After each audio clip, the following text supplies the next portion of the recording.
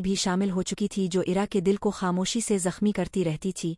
वो जानबूझकर इरा से नजरें चुराता, इसकी मौजूदगी को नज़रअंदाज करता और बाज़ औकात इस तरह पेश आता जैसे वो इसकी ज़िंदगी में कभी थी ही नहीं। इरा के लिए ये रोआ किसी एक लम्हे की अजियत नहीं बल्कि हर दिन की मुस्तकिल तकलीफ बन चुका था, क्योंकि वो हर मुलाकात में कामयार की आंखों में वो अजनबियत देखती जो कभी इसके लिए सबसे मानूस थी। कामयार के दिल में जमा होने वाली तलखियाँ अब लफ्ज़ों से ज़्यादा खामोशियों में बोलने लगी थीं।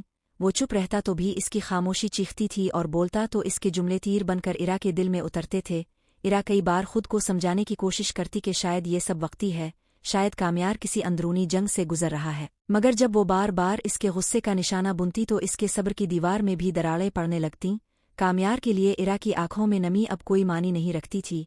वो इसके टूटते हुए हौसले को भी अपनी जिद और अना की नज़र कर देता और इरा हर बार खुद को समेटकर खामोशी इख्तियार कर लेती, क्योंकि वो जानती थी कि इस वक्त इसकी हर बात एक नए हगले को जन्म देगी। कामयार के दिल में कहीं ना कहीं एक ऐसा खौफ भी छुपा था जिसे वो मानने को तैयार नहीं था।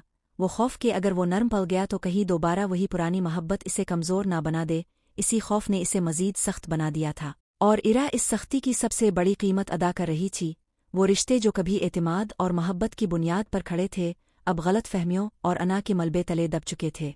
मगर इस सब के बावजूद इरा के दिल में एक नन्ही सी उम्मीद अभी जिंदा थी। वो उम्मीद जो हर अजियत के बाद भी इसे ये यकीन दिलाती थी कि शायद एक दिन कामयार अपने दिल की इस दीवार को गिरा दे।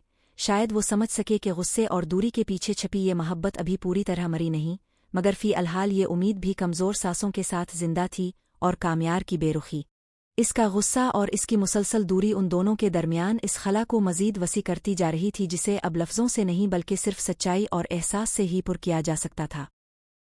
कामयार की ये बदली हुई हालत वक्त के साथ मज़ीद गहरी होती चली गई। इसके रोई में अब सिर्फ गुस्सा ही नहीं बल्कि एक सर्द मेहरी भी शामिल हो चुकी थी जो इरा के दिल को खामोशी से जख्मी करती रहती थी। वो जानबूझकर इरा से नज़रें चुराता, इसकी मौजूदगी को नज़रअंदाज करता और बाज़ औकात इस तरह पेश आता जैसे वो इसकी ज़िंदगी में कभी थी ही नहीं।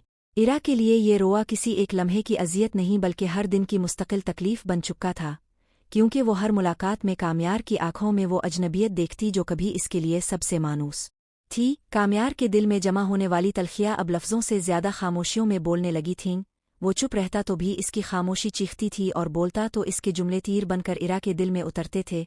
इरा कई बार खुद को समझाने की कोशिश करती कि शायद ये सब वक्ती है, शायद कामयार किसी अंदरूनी जंग से गुजर रहा है, मगर जब वो बार बार इसके गुस्से का निशाना बुनती तो इसके सब्र की दीवार में भी दरारें पड़ने लगतीं।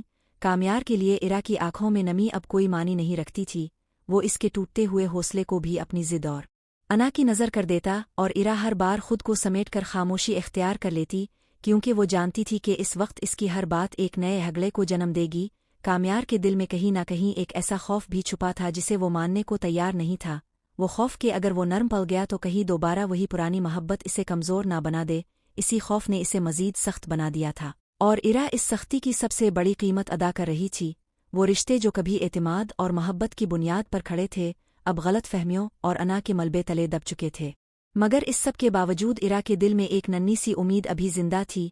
वो उम्मीद जो हर अजियत के बाद भी इसे ये यकीन दिलाती थी कि शायद एक दिन कामयार अपने दिल की इस दीवार को गिरा दे। शायद वो समझ सके कि गुस्से और दूरी के पीछे छपी ये मोहब्बत अभी पूरी तरह मरी नहीं, मगर फी अलहाल ये उम्मीद भी कमज़ोर सांसों के साथ जिंदा थी। और कामयार की बेरुखी, इसका गुस्सा और इसकी मुसलसल दूरी उन दोनों के दरमियान इस खला को मज़ीद वसी करती जा रही थी जिसे अब लफ्ज़ों से नहीं बल्कि सिर्फ सच्चाई और एहसास से ही पुर किया जा सकता था।